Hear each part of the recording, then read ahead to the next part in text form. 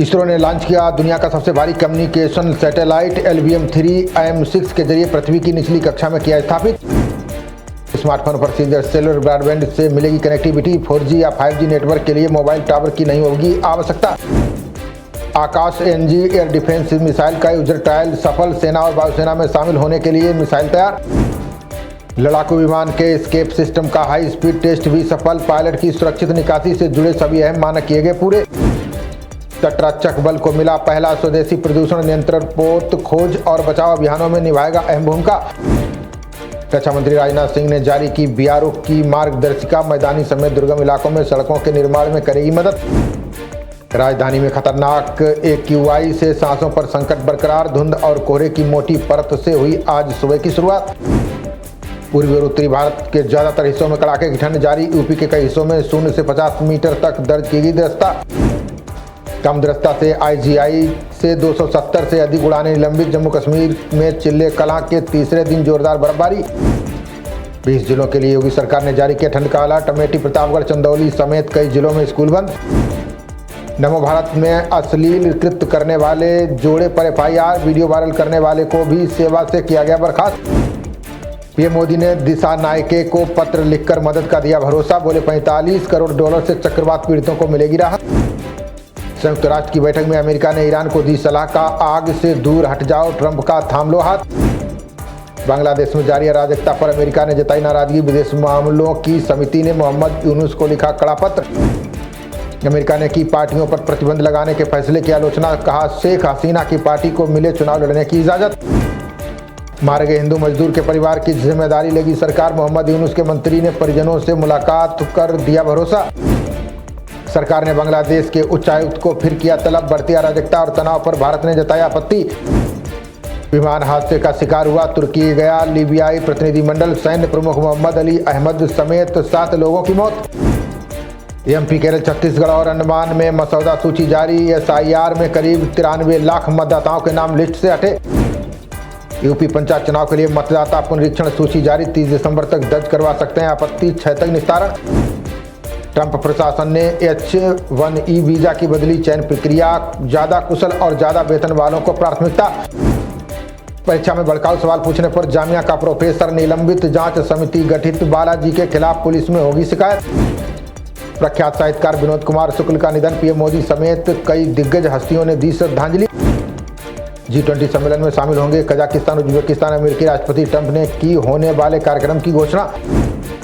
Trump को $2 अरब देकर कई ने उठाया सरकारी फायदा। सुंदर पिचाई, सत्या नडेला समेत 6 भारतीय वंशी शामिल।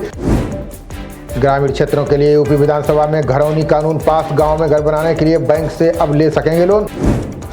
असम में हिंसक प्रदर्शन के दौरान 2 लोगों की मौत। CM शर्मा बोले स्थिति पर रख रहे हैं कड़ी नजर। राजकोषीय मदद के जरिए मांग बढ़ाने पर केंद्रित होगा बजट। आर्थिक वृद्धि को मजबूत करने पर मोदी सरकार का जोर। बेटियों की उच्च शिक्षा के लिए देश के 800 जिलों में बनेंगे हॉस्टल। शिक्षा विशेषज्ञों ने आगामी बजट में ऐलान की जताई उम्मीद। TJI सूर्यकांत ने युवा वकीलों को दिया अनोखा संदेश। केवल केस बिल्डर नहीं, सेशन बिल्डर बनकर निभाए भूमिका। ऑपरेशन सिंदूर पर बोले पूर्व वायुसेना प्रमुख VR चौधरी का साहसिक फैसले से पाकिस्तान को लगी सबसे ज्यादा चोट।